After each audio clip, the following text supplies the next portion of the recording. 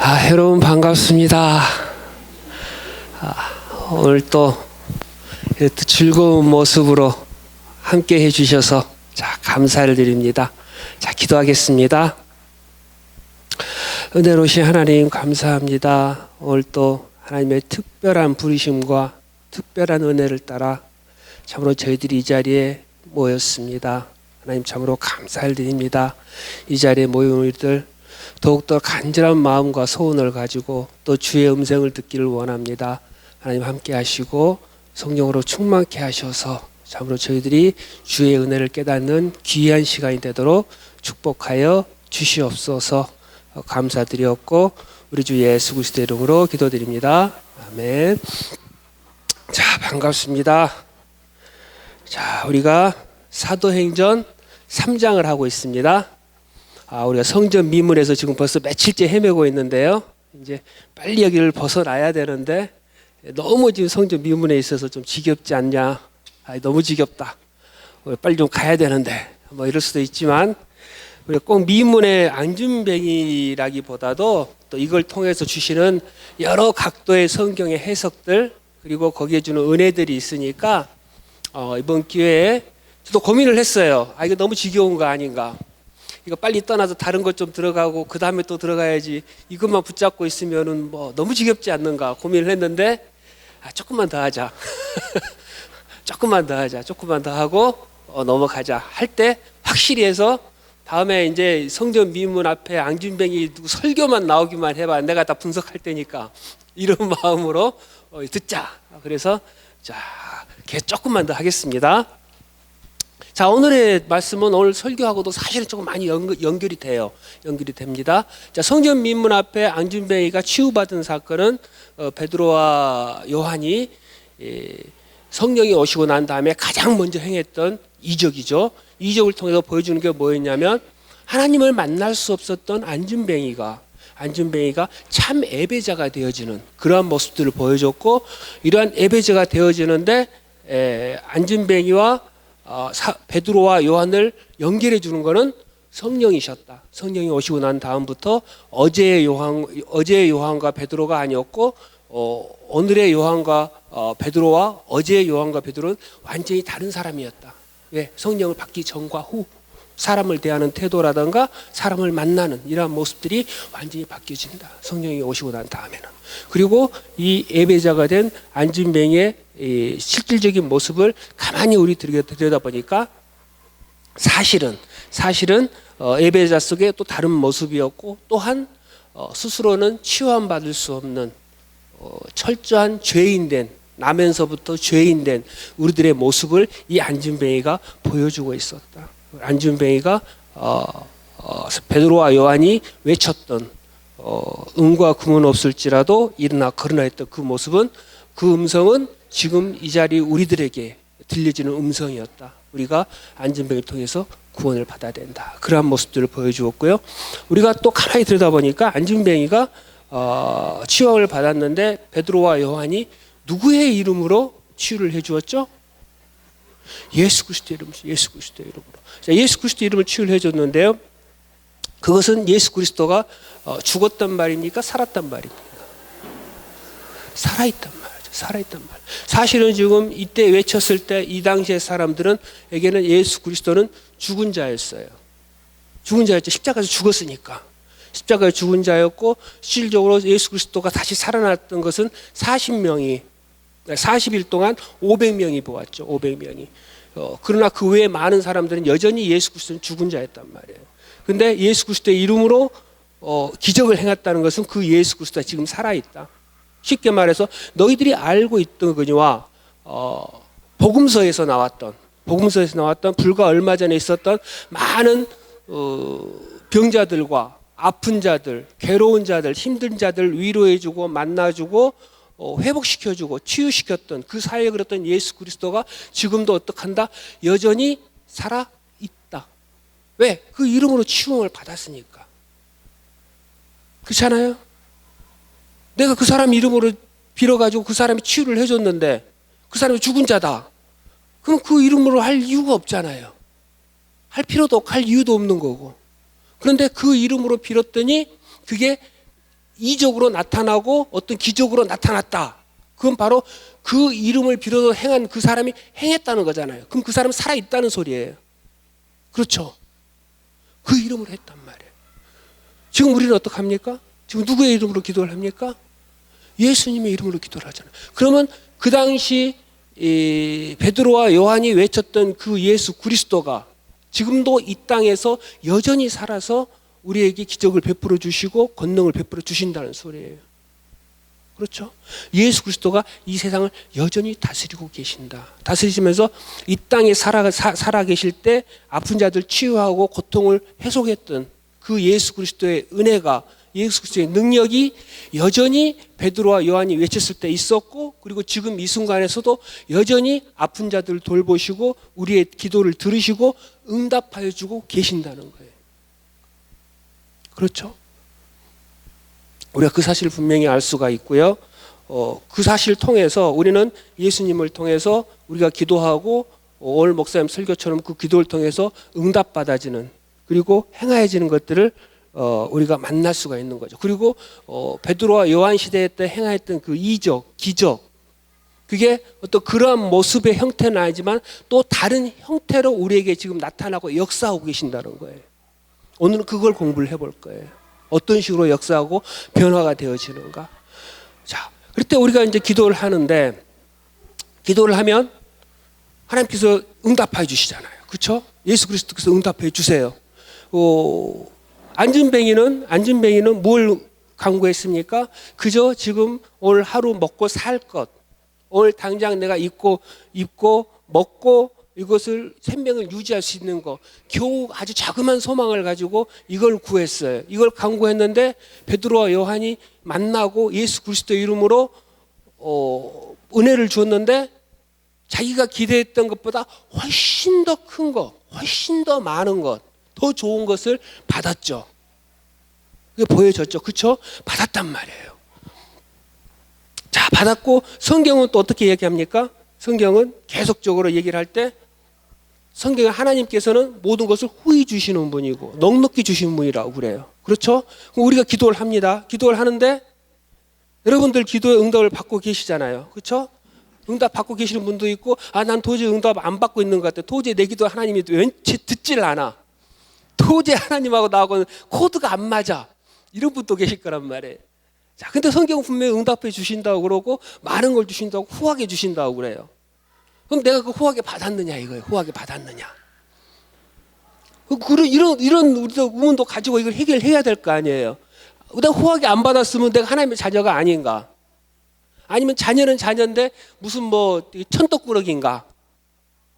아니면 뭐야 이거 또 이게 뭐 가지고 이거 거짓말인가? 이런 의문이 있잖아요. 해결해야죠 우리가. 그렇죠? 자, 우리는 하나님께 기도를 해요. 기도를 하고 내가 하나님한테 이것저것 막 달라고도 기도하고 응답받기를 원하고 하나님께서 후히 주신 바를 분명히 믿어요. 나 하나님 믿기 때문에 이렇게 했는데 지금 내 모양의 이꼴을 보면 전혀 좀 의문이 많이 가요. 일단 기본적으로 돈이 좀 많았으면 좋겠어요. 그렇죠? 돈이 좀 많았으면 좋겠고 좀 내가 건강했으면 좋겠고 내 자녀들은 다 일단 쭉쭉빵빵 인물도 잘생기고 다 그냥 시집장가도 잘 가고 다 잘 살았으면 좋겠어요. 그렇죠? 우리 부모님도 장수했으면 좋겠고 그냥 모든 게 다 그랬으면 좋겠어요. 그냥. 그리고 그걸 놓고 사실 또 기도 많이 했어요. 우리 어머니를 건강하게 해주세요. 우리 어머니를 좀 더 기쁜 마음으로 살아갈 수 있게 해주세요. 그리고 내 자녀를 또 내 부인을 내 남편을 우리 서로 같이 믿음으로 하나님 날려 살아가게 도와주세요. 기도들을 한단 말이에요. 근데 도통 현실을 가만히 돌이켜 보면 받는 건 고사하고 후히 받는 건 고사하고 여전히 내가 해결하지 못한 고민들이 있어요. 각 가정마다 고민 덩어리들이 있어요. 어떤 경우는 내 아내가 고민일 수도 있고 내 남편이 혹은 삼시세끼 꼬박꼬박 챙겨달라고 하는 내 남편이 그런 왼수가 없어요.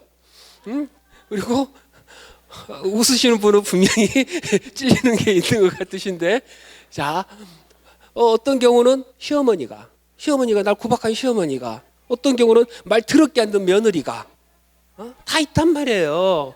또 형제가 그냥 막 형제끼리 다툼이 있고 불화 있고 말끝마다 꼬투리 잡고 어떤 형제가 또 아들이 딸이 다 있어요. 고민이 내 인생에 무거운 짐들이 있단 말이에요. 그러니까 해결해 주기는커녕 그 짐만 잔뜩 있단 말이에요. 내 인생의 짐들만. 그러면서 이제 우리 기독교적 용어로는 고상하게 나의 십자가다 뭐 이렇게들 하죠. 우리 와이프도 툭하면 뭐 이게 내 십자가야 그러는데 자기가 뭐 예수님도 아니고 허구나 무슨 십자가를 진다고 그러는데, 자, 인생에 이런 짐들이 있어요. 자, 그러면은 우리가 고민을 해보죠. 이 해결되지 않는 이런 내 인생의 짐이, 이 무거운 짐이 과연 왜 해결이 안 되고 하나님께 내 기도에 응답을 안 하실까? 혹시 성경을 보니까 내 정력대로 쓴다고 그러면, 내 자신의 어떤 그런 걸 위해서 쓰면 하나님께 안 들어주신다고 그랬으니까, 그러면은 내가 이거 내 정력에 쓰려고 나를 위해서 기도했기 때문에 이 하나님께서 응답하지 않은 거 아닌가 라는 고민을 해볼 수가 있어요. 그렇죠? 근데 또 의외로 그렇지 않은 경우에도 응답받지 못하는 경우가 많아요. 내가 가령 내 배우자를 위해서 기도하는데 우리 와이프가 내가 정말 하나님께 은혜를 주셔서 조금만 더 믿음이 있고 나를 뒷받침만 해주면 내가 더 열심히 신앙생활하고 더 열심히 교회 봉사하고 하나님의 기쁨이 되고 하나님께 영광 돌릴 수 있을 것 같은데 내 발목을 꽉 잡는단 말이에요. 하는 짓마다 그냥 어그러지고 틀어지고 딴소리를 해서 막 스트레스 받게 하고, 어떤 분이 저를 가련하게 보는 분들 계세요. 아무튼 이런 경우가 있고, 내가 좀 더 몸이 건강했으면 내가 교회도 많은 봉사도 하고 막 할 텐데 내가 몸이 너무 약해. 그걸 놓고도 기도하는 분들이 있어요. 하나님, 저 건강하게 해서 제가 좀 조금 더 회복돼서 내가 조금 더 하고 싶어요. 기도도 더 많이 하고 싶어요. 근데 내가 건강이 허락치를 않아요. 안타까워요. 막 기도한단 말이에요. 그렇잖아요. 그럼 또 교회를 위해서 기도하고 하나님을 위해서 기도하고 하나님 나라 의를 위해서 내가 분명히 내가 기도하는 것 같고 그렇게 가고 싶은데 하나님이 안 들어줘서 못 가는 경우도 있어요. 그 대표적인 기도, 얘가 누구? 그 대표적인 얘가 누구? 네, 바울이 있었잖아요. 바울 찾아볼게요. 고린도후서 12장 7절에서 9절. 사도 바울이라는 인물이 있어요. 사도 잘 아시죠? 가시.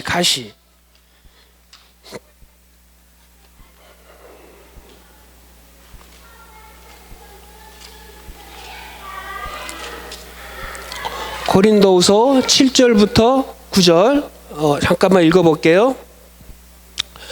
여러 계시를 받은 것이 지극히 크므로 너무 자고하지 않게 하시려고 내 육체에 가시 곧 사단의 사자를 주셨으니 이는 나를 쳐서 너무 자고하지 않게 하려 하심이라. 그렇죠? 자, 그러니까 사도 바울은 알아요. 지금 육체의 가시가 있다는 거. 육체의 가시는 성경학자는 뭘로 생각을 하냐면 안질일 것이다.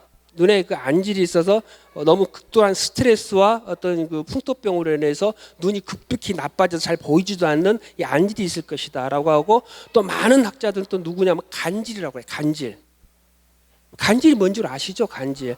저 예전에 저 어렸을 때 저희 학교 친구가 하나 간질 걸린 친구가 하나 있었어요. 무섭더라고요. 갑자기 막 들어놓아서 막 덜덜덜 떨고 막 입에 거품 오고 막 이러는데 되게 무섭더라고. 그러니까 사실 사도 바울이 간질이라면 어떻겠어요? 상상을 한번 해보자고요.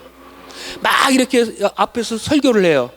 여러분들 예수 그리스도의 은혜가 여러분들에게 임하여서 여러분들이 자유와 평화를 얻고 여러분들의 안식과 평강을 얻고 여러분들의 삶은 이제는 축복의 삶입니다. 막 다 하고 막 이제 예수 그리스도의 치유를 받을지어다 그러고 막 한단 말이에요. 근데 갑자기 막 드르륵 떨어. 입친절지질 흘리면서 막 발광을 내. 그럼 어떠겠어요? 창피하잖아요. 창피하고 본인이 생각할 때 주의 복음의 가장 큰 방해예요, 이게. 그래서 뭐라고 얘기합니까? 사단의 사자를 주셨으니라고요. 사단의 사자. 이건 사단이 나한테 주는 가시라 이거예요. 예수의 그리스도의 복음을 방해하는, 내가 주님을 향하여서 어떤 복음을 전파를 하고 이걸 통해서 하나님께 영광 돌리려고 하고 하는데 방해하는 것이고, 자기가 아무리 생각해도 이것 때문에 너무 방해를 받아요. 힘들어요. 사실 그렇잖아요. 그러니까 지극히 당연한. 그래서 하나님 나라를 위해서 사도 바울은 간구를 해요. 기도를 했어요. 3번을 기도를 해요. 그러니까 이 3번이라는 그 대부분의 많은 학자들은 그 3번이 완전수니까 열심히 많이 여러 번 했을 것이라고 해요. 3번만 했는지 그렇게 했는지는 몰라요. 아무튼 기도를 했어요. 열심히 했어요. 열심히 했더니 하나님께서 응답을 주세요. 응답을 주시는데 뭐라고 하냐? 9절 한번 읽어볼게요. 내가 이르시기를 내 은혜가 내게 족하도다. 이는 내 능력이 약한 데서 온전하여짐이라 라고 얘기를 해요. 그러니까 사도 바울에게 뭐라고 해요? 야, 이건 네 은혜가 이걸로 족해. 이거 은혜야. 왜? 네가 약하여짐으로 말미암아 도리어 온전하여지는 거야. 왜? 네가 이 가시가 있기 때문에 너는 할 수 없는 자랑을 깨닫고 누굴 의지해? 나를 의지하잖아. 그리고 주께 간구하잖아. 그렇지? 그리고 사람들이 생각할 때 어떻게 생각해? 저 가시 하나도 없애지 못하는 바울인데 하나님께서 그 바울을 통해서 역사하심으로 치유와 이적의 기적이 벌어나고 바울이 기도해 주는 자는 치료를 받더라. 지는 못 고치면서 치료를 받더라. 그럼 지가 치료해 준 게 아니잖아요. 지 것도 못 고치는데 그럼 누가 치료해 주는 거예요?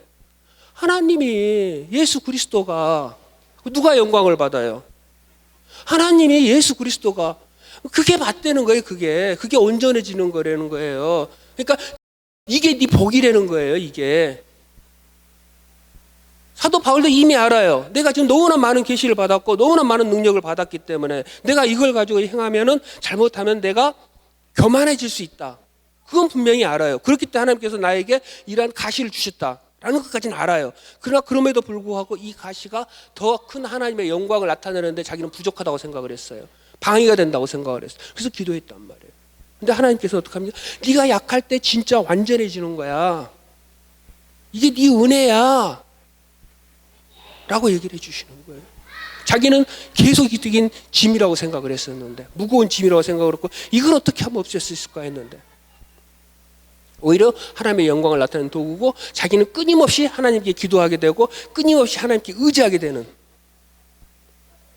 이 장치가 부족해서 나타나서 큰 문제를 일으키 사단을 일으켰던 사람의 대표적인 사람이 누굽니까? 모세잖아요. 모세가 나중에 막 능력받고 막 이러면서 백성들이 하도 그냥 막 스트레스 받게 하니까 열받으니까 갑자기 확 뒤집어져 가지고 내가 니들 어느 때까지 하랴 그러고 내가 니들 어느 때까지 니들 손을 들어줘 이 새끼들아 그러면서 막 반석을 2번 막 내리 까잖아요. 그래서 이 새끼들을 내가 물을 내가 얼마큼 내줘야 니들 정신 차리려고 팍 하잖아요. 이렇게 하나님한테 그냥 대뜸 혼나서 기어이 가나안에 못 들어가잖아요. 그렇단 말이에요. 그러니까 그 가시를 남겨둠으로 바울을 그러한 데 빠지지 않도록 하나님께서 만들어 주시는 거고, 이 가시를 통해서 하나님께 더 영광 돌려지니까 사도 바울의 사역은 더 이렇게 드러나는 거죠. 하나님 앞에 더 바쳐지는 거죠. 자기가 사람들이 어떻게 해서 바울한테 갈 수 있는 영광을 온전히 하나님께 드려주는 거란 말이에요. 그렇죠? 자, 그래서 바울의 가시는 하나님의 선물이었단 말이에요. 선물. 자, 그러면은 바울은 이 문제를 가지고 또 한번 또 기도를 했을까요? 안 했을까요? 안 했죠. 그렇죠? 그러면은 바울은 이 가시가 치료가 된 겁니까? 안 된 겁니까? 안 되었지만 된 거죠. 응답 받았잖아요. 응답을 받았단 말이에요. 기도를 더 이상 할 필요가 없는 거죠. 기도의 응답을 받았으니까. 그렇죠? 이게 선물이란 말이에요. 선물. 그러면은 이게 사람의 눈으로, 육신의 눈으로는 여전히 이게 가시고 여전히 무거운 짐이지만 바울은 이걸 짐으로 받아들입니까? 이제는 선물로 받아들입니까? 바울에게 이게 선물이에요. 선물. 짐이 아니고 더 이상. 그러니까 이거는 치료할 필요가 없는 거예요. 그럼 치료가 된 거예요. 그렇죠? 그렇단 말이에요. 그게 하나님의 은혜 받은 자들의 모습이고 하나님께서 우리에게 무거운 짐을 남겨두신 이유란 말이에요. 그러니까 우리들에게 각자의 짐들이 있잖아요. 각자의 고민들이 있고 어려움들이 있잖아요. 근데 은혜를 받고 나면 이게 바라보는 게 시선이 바뀌어져요. 생각이 틀려져요. 그러니까 나를 이렇게 막 가지를 못하게, 하나님 나라를 가지 못하게 하는 무거운 짐이라고 생각했던 우리 와이프가, 예? 짐이 사실은 조금 더 내이고 조금 돌이켜보니까 은혜였단 말이에요. 왜? 나는 이게 막 뛸 수 있을 걸로 생각하고 막 날아다닐 걸로 생각했지만 사실은 다리에 힘이 풀려서 힘이 약해서 조금만 뛰어도 넘어지는 거였고, 수렁을 만나면 빠져서 올라올 수가 없었을 것인데 무거운 짐으로 꽉 눌러줬기 때문에 다리에 힘을 키울 수가 있었던 거예요. 하나님의 은혜란 말이에요. 각자에게 있던 여러분들에게 있던 어떤 남편, 아내, 자식, 시어머니, 며느리, 이런 나의 어떤 고민거리고 짐들이고 어떤 해결받지 못한 어떤 이런 고통들이 사실은 하나님께서 나에게 은혜를 주시기 위한 은혜의 선물이란 말이에요. 선물.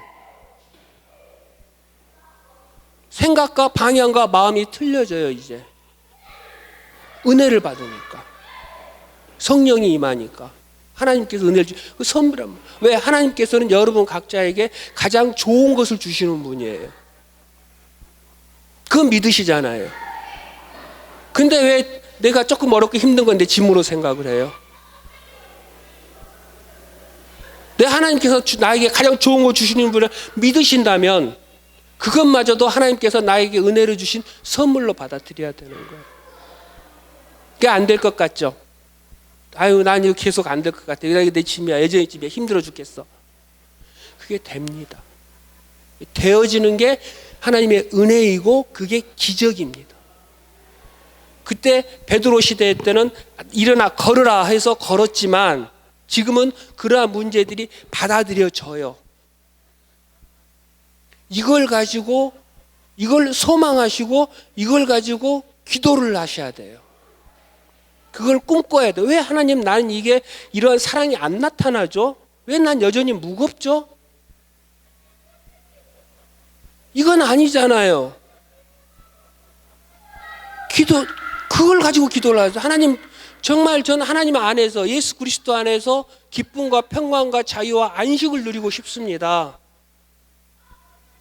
그러한 믿음을 주세요. 그렇게 기도하시고 그 하나하나를 보세요. 그러면은 어느 순간 바뀌어져요.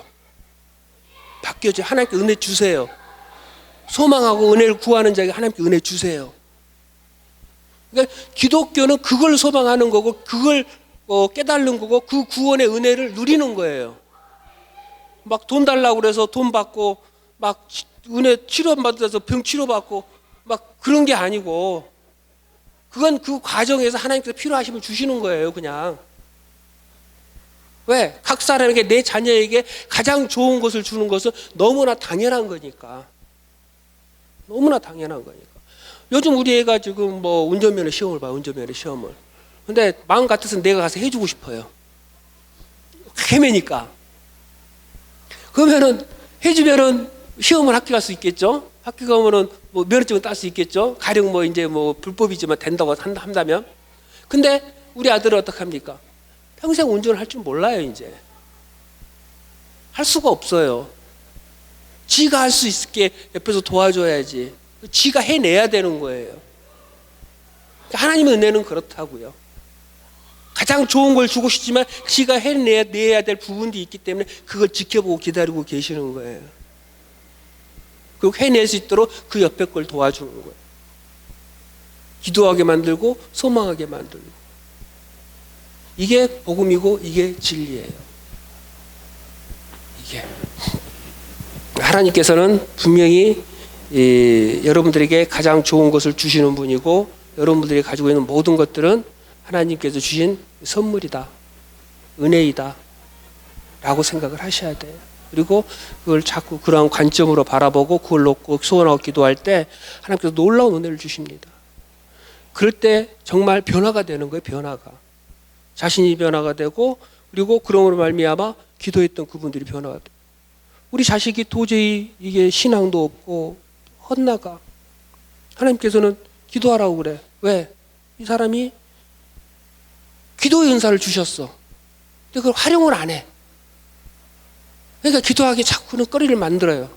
기도를 해서 기도하다 보니까 자식만 해서 기도했던 게 교회를 위해서 기도하고 목사님을 위해서 기도하고 기도의 범위가 넓어지고 기도가 응용성이 깊어지고 그걸 통해서 하나님께서 응답하시는 거예요. 하나님께서 이 사람을 응답을 해주고 싶으니까 이 사람의 기도를 통해서 내가 하나님의 나라의 일을 하고 싶은데 얘가 그걸 깨닫지 말고 좀 어정쩡하니 멍하니 있는 거야. 그러니까 그 기도거리를 만들어줘요 자꾸. 그러니까 예를 드리는 거예요. 예를 드리는 거.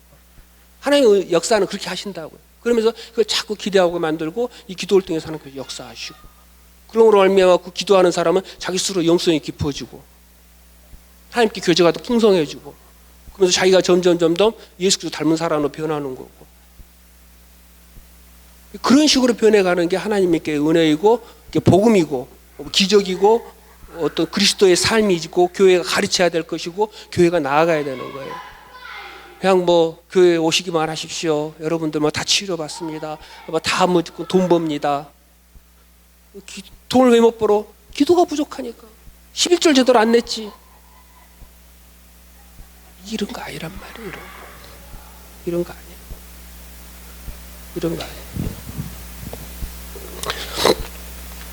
이제 내가 이 얘기를 하면 좀 생각나는 예화들이 있는데 그거 하다 보면은 미문 성경 가지를 못하니까 그런 때가 안 하겠습니다. 몇 가지 참 제가 은혜 받았던 목사님들 얘기가 좀 있어요. 몇 가지. 근데 그거는 안 하겠습니다. 안 하고 또 다음에 넘어갈게요. 빨리빨리 또 넘어가야지. 성질 미문하실 수 없으니까. 자, 그리고 이 안준뱅이는 치유함받은 사건은 무엇을 얘기를 해주냐면 하나님 나라가 왔다는 걸 사실 선포하는 거예요. 하나님 나라가 왔다는 걸. 안진뱅이는 나면서부터 안진뱅이는 성전 앞에 있었잖아요. 그러면 예루살렘 사람들이 다 알아요. 한 뭐 40년 그 사람 나이가 40세 정도 됐으니까 7살 때부터 거기서 구걸을 했다 그러면 한 33년 정도. 그러니까 예루살렘 사람이라면 사람은 그 안진뱅이를 모를 수가 없는 거예요. 근데 그 안진뱅이가 치유함 받았다? 그러면 치유함 받던 그 사건을 모두가 다 알게 되는 거예요. 그러면 그 모든 사람 앞에서 하나님께서는 야, 이제 안진뱅이가 회복되고 일어났듯이 이제 하나님 나라가 이제는 왔다. 예수 그리스도를 믿어라. 누구 이름으로 치유되었냐? 예수의 이름으로 치유가 되었다. 라는 걸 알려주는 거예요. 자, 근데 여러분들께 놀라운 사건이 있는데 그렇게만 있는 게 아니고 이 사건이 또 한 번 또 같은 사건이 일어나요. 같은 사건이. 이게 성경이 참 재밌어요. 그런 거 보면 성경이 참 재밌는데 사도행전 14장을 보면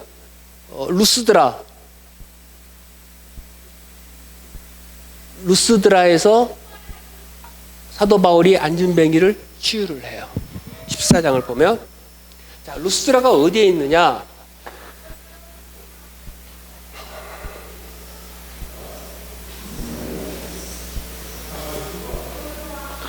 여기가 수리아 안디옥 1차 전도 여행입니다. 수리아 안디옥에서 떠나면 여기가 구브로섬이 나와요. 구브로섬은 누구의 고향이죠?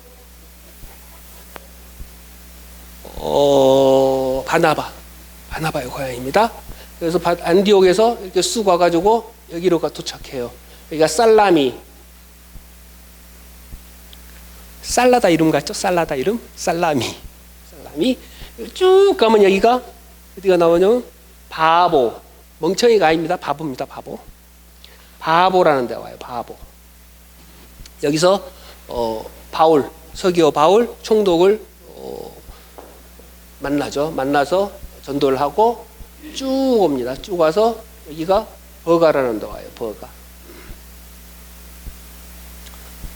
버가라는 데 와서 이 버가에서 어떤 일이 벌어지냐면 요한이 마가가 다시 예루살렘으로 돌아가요. 배를 타고 쭉 돌아서 이제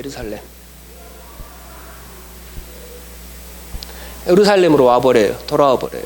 어떤 사람들은 요한이 갑자기 막 이방인들을 만나니까 완전히 그 사람은 히브리 출신이고 부잣집이고 아주 그냥 기공자 출신인데 막 이방인들 막 불결한 이방인들 막 정신이 빠지고 힘들어져 가지고 돌아왔다 이런 사람이 있고 너무 육체적으로 힘들어 가지고 너무 선교 여행이 생각보다 너무 힘들어 가지고 도망가 버렸다라는 설이 있고 막 그래요. 근데 확실치는 않지만 이 버가라는 게 있어요. 자, 버가에서 산맥을 타고 산을 타고 어디로 가냐면 여기가 비시디아 안디옥. 자, 안디옥이 또 나와요. 저 처음에 되게 헷갈렸어요. 성경 공부하는데 안디옥이 막 나와. 안디옥이 나오는데 안디옥이 막 그 전도 선교의 선봉지라고 그러고 캠프라고 그러고 여기서 통해서 막 갔는데 또 안디옥이 또 여기에 있어. 안디옥이 여기 있는 건가? 여기 있는 건가? 그럼 이 안디옥이 그러면은 교회가 이쪽으로 이사를 갔나? 새로 교회 개척을 해가지고 여기서 캠프를 차렸나? 그래서 비시디 안디옥이라고 그러나? 라는 제가 의문을 가졌어요. 근데 나중에 제가 이제 공부하고 알고 보니까 안디옥이 그 당시 6개가 있어요. 6개가. 그때 제가 이제 그 설명해 드렸죠. 마케도니아 알렉산더 대왕이 이게 정복을 하고 일찍 죽어버리고 4개로 나눠집니다. 4개로. 여기가 셀리쿠스 왕조가 하고 여 밑으로 프톨레마이오. 그렇죠? 여기 리시마커스, 여기 카산드라. 둘이 알 필요 없고, 여기가 주로 이제 많이 나오는데 이 왕조의 자기 아버지 이름을 따가지고 안디옥이라는 도시를 6개를 세운대요. 셀리쿠스 왕조를 세울 때 자기 아버지 안티오쿠스 이름을 따서 안디옥이라고 그래가지고 6개를 세운대요. 성경에 나오는 데는 이 2군데. 이제 수리아 안디옥이 여기가 이제 제일 큰데 여기가 이제 그 사도 바울하고 바나바가 파송했던데 여기가 세계 3대 도시였다고 그래요. 그 당시 로마가 1도시, 알렉산드리아가 제2도시, 여기가 제3도시. 가장 큰 도시였다고 그래요. 그러니까 이게 안디옥가 2개가 있는 거예요. 이제 이 정도 되면 이제 성경 공부 끝나는 거죠. 우리 성경 공부만 이 정도만 알고 야 이제 애들한테 물어 야 안디옥이 몇 개 있냐 성경에 나온 안디옥이 그럼 대부분 몰라요 그럴 거예요. 야 2개 있다 2개. 수리아 안디옥, 비시디아 안디옥. 자 여기서 전도를 하고 난 이거 하는데도 한참 걸렸어요. 이것도 몰라가지고 처음에 성경 공부를 하는데 되게 헷갈려. 사도행전 공부하는데 되게 헷갈리더라고. 나중에 공부하고 보니 그렇더라고요. 여기에서 나오면 여기가 이고니온이라는 곳이 나와요. 그리고 여기 한번 조금만 더 가가지고 옆으로 좀 나오면 여기가 루스드라, 여기가 더베. 이렇게 이제 1차 전도행의 코스예요. 비시디아 안디옥, 니고니온, 루스드라, 더베까지. 자, 근데 이제 뭐가 문제냐면 제가 이제 얘기하고 싶은 건 뭐냐면 이 살라미, 바보, 비시디아, 니고니온 여기까지 버가 여기까지는 사도 바울이 어디서 이게 전도를 시작하고 어디서 마치냐면 성경을 나중에 보면 나오겠지만 전부 회당에서요. 회당에서. 회당에서 선단 말은 회당은 뭡니까? 유대인들이 만들었잖아요. 유대인들이 있다는 소리예요. 유대인들은 10명 이상만 되면 무조건 회당을 만들어요. 회당에서 다 가르쳐요. 그러면은 비록 땅은 이방인 땅이지만 사실 유대인들이 있었고 유대인들에게 선포한 거예요. 유대인들을 가르친 거예요. 유대인들 통해서 이렇게 복음을 전파한 거예요. 근데 이 루스드라를 갔더니 루스드라에는 뭡니까? 회당에서 하지 않아요. 그럼 무슨 말이에요? 유대인 10명이 없다는 거예요. 그럼 여기 뭡니까? 진짜 오리지널 생짜로 이방인 땅이라는 거예요. 이방인 땅. 사도행전 14장을 보면 나와요. 사도행전 14장 8절 6절 보면은 나오거든요. 그 루스드라 가면 근데 첫 번째에서 기적이 뭡니까? 14장 8절을 보면 14장 8절을 보면 뭘 고칩니까? 루스드라에 발을 쓰지 못하는 한 사람이 있어 앉았는데 나면서 안진병이 되어 걸어본 적이 없는 자라. 그렇죠? 이 사람도 다쳐서 그게 아니고 나면서부터 안진병이가 참 우연인지 모르지만 또 있어요. 루스드라에 나면서부터 안진병이 된 자가 뭐 세상에 뭐 흔하지 않잖아요. 다쳐서 안진병이면 몰라도. 근데 이 사도행전 성전 앞에서 그 안진병이가 우연히 있었고 그걸 고쳤고 루스드라가 또 루스드라도 또 이렇게 있는 거야. 완전 이방인 땅에. 그렇죠? 나면서부터 성경은 의도적으로 이렇게 집어넣고 있는 거예요. 성경은. 성경 해석이 참 재밌습니다. 성경이 그냥 이렇게 읽으면 재미없지만 이렇게 서로 대조를 해가면서 왜 이렇게 됐는가를 깊이 연구를 해보면 참 재밌어요. 성경이. 루스드라의 완전 이방인 땅에서 하나님 나라를 선포하는데 그 선포의 시발점이 뭐냐? 기초가 뭐냐? 나면서부터 안진병이를 치유하는 거예요. 바울이. 그리고 여기서는 베드로가 나면서부터 안진병이를 성전에서 고치고. 제가 처음에 사도행전 9조 얘기할 때 그렇죠? 베드로는 누구를 위한 사도로 선택을 받았습니까? 유대인들. 그리고 바울은 이방인들. 그러니까 베드로가 하면 바울이 하고. 그렇죠? 그러니까 바울이 이렇게 하나님 나라를 선포를 할 때 역시 베드로가 하나님 나라의 성전 미문 앞에 선포를 할 때 바울도 역시 선포를 한다. 그래서 성전 미문 앞에 안진병이를 치유한 사건은 그냥 일반적으로 그냥 뭐 이렇게 한 사건이 아니고 일부러 선택한 사건이고 하나님 나라를 선포한 사건이고. 이게 왜 갑자기 이게 확 뭐가 또 뜨냐? 예수님 조용하십시오. 지금 연락 못 받아요. 자, 아무튼 그러한 사건입니다. 재밌죠? 루스드라에서. 그리고 역시 동일하게 그때 좀 뒤에 나오지만 사람들이 이제 막 베드로와 요한을 막 붙잡고 막 베드로와 요한한테 살이 몰려듭니다. 왜? 베드로와 요한이 고쳤잖아요. 막 무슨 일이냐 그러고 막 난리가 나고 막 요한을 막 붙잡는데 똑같이 바울이 딱 고치고 나니까 사람들이 난리가 나서 막 바울을 붙잡고 바울한테 막 절을 하고 신이 왔다 그러고 그런 사건입니다. 그러니까 안진병이를 고친 사건은 일반적인 그냥 그러한 사건이 아니고 하나님께서 일부러 의도적으로 하나님 나라의 선포를 할 때. 왜냐 안진병이가 누구를 의미한다고 그랬죠? 죄인을 의미해요. 죄인을. 그것도 남에서부터 안진병이. 스스로 일어날 수도 없고 스스로 갈 수도 없고 하나님 만날 수도 없고 그냥 그렇게 구걸하면서 살다가 죽어야 되는 비참한 모습. 누군가의 도움을 항상 받아야 되는. 심지어 구걸하러 갈 때도 누가 끄집고 가서 거기다 던져줘야 구걸을 하지 움직일 수도 없어요. 뭐 가끔 옛날에 그 시장판에 저는 가끔씩 보면 기억이 납니다만 시장판에 이렇게 막 뭐 이렇게 쓰고 고무 같은 거 이렇게 몸 쓰고 이렇게 찬송가 뒤에 리어커에 틀고 이렇게 끌고 이렇게 가시는 분들 막 있으셨잖아요. 막 해드리고 얼마나 비참해요, 사실은. 뭐 그분을 비하하려는 건 아니고. 그러니까 그러한 모습들이었단 말이에요. 그게 우리의 모습이란 말이에요. 그게 죄인된 당신들의 모습. 그런데 예수 그리스도께서 나오셔서 나타나셔서 그걸 회복을 시켜주시고 구원을 시켜주셨다. 그게 이제 안진병이 치유한 사건인데 성전에서 일어났던 사건이 똑같이 루스드라 이방인 땅에서도 이렇게 나타납니다. 그리고 사도 바울은 이 더베까지 왔다가 바로 여기가 다소예요. 다소. 여기가 길리기아 지방이에요. 다소가 자기 고향이거든요. 자기 고향이. 그러면은 더베에서 다소로 해가지고 양디로 오는 코스가 훨씬 빨라요.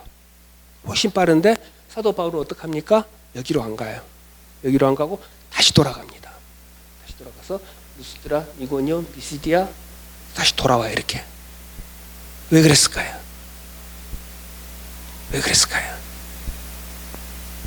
그 이유는 다시 점검을 하고 장로를 세웁니다. 장로를. 교회를 다스릴 장로를 세워놓고 교회를 든든하게 하기 위해서 장로를 세우고 다시 한번 복음을 확인하고 그렇게 하기 위해서 다시 돌아옵니다. 그러니까 교회가 장로를 세운다는 것은 사실은 대단히 중요한 거예요. 대단히 중요한 거예요.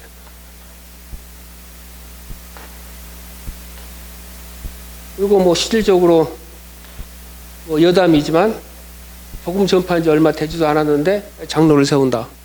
뭐 온전한 감이 있었겠느냐 뭐 이렇게 물어볼 수는 있겠지만 여러 가지를 통틀어 봤을 때 세우는 게 더 유익하다 해서 바울은 세웁니다.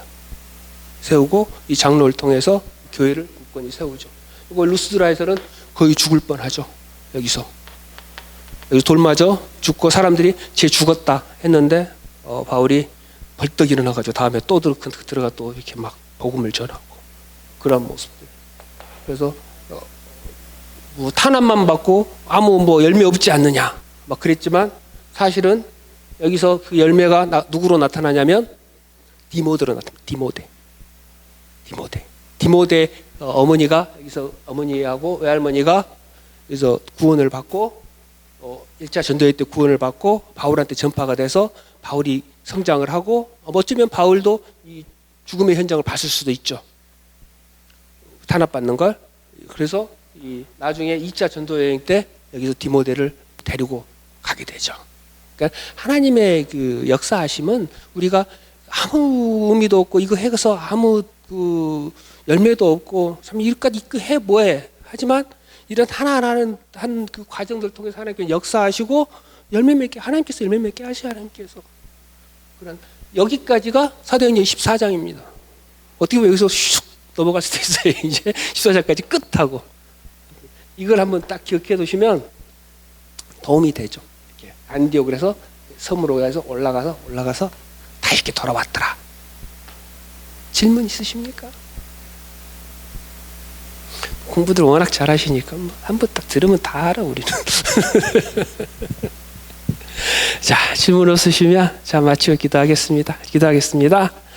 은혜로우신 하나님 감사합니다. 오늘 또 귀한 말씀들을 나눴습니다. 참으로 안준병이를 통해서 우리에게 주는 영적 유익들 그리고 참 안준병이를 통해서 하나님께서 무엇을 요구하시는지를 다시 한번 저희들이 돌아봤습니다. 그리고 하나님께서는 저희들에게 항상 좋은 것을 주시는 분이고 참 우리가 지금 하나님께 기도하고 응답받기를 간구했던 그 모든 것들이 하나님께서는 반드시 응답하시고 더 좋은 것으로 주신다는 사실을 다시 한번 깨닫고 확인하였습니다. 혹시라도 지금 이 순간에 나에게 주어지고 있는 무거운 짐들이 있다면 하나님 은혜를 베풀어 주시고 성령께서 은총을 베풀어 주셔서 그것들이 하나님께 주시는 참으로 귀한 선물로 바뀌게 하여 주시므로 말미암아 참으로 이제는 주 안에서 은혜와 평강이 넘치는 귀한 삶을 살아내는 우리 모두가 되기를 원합니다. 참으로 그러한 삶을 반드시 살아갈 수 있도록 은혜를 베풀어 주시고 우리의 모든 짐은 우리 주께서 맡아서 지어져 주시옵소서. 이번 한 주간도 주와 동행하는 가운데 주께 주시는 은혜와 기쁨을 누리는 복된 삶을 살아내길 소원하옵고 감사드리오며 우리 주 예수 그리스도 이름으로 기도드립니다. 아멘. 자, 주기도로 마치겠습니다. 하늘에 계신 우리 아버지여 이름이 거룩히 여김을 받으시오며 나라의 임하옵시며 뜻이 하늘에서 이룬 것 같이 땅에서도 이루어지이다.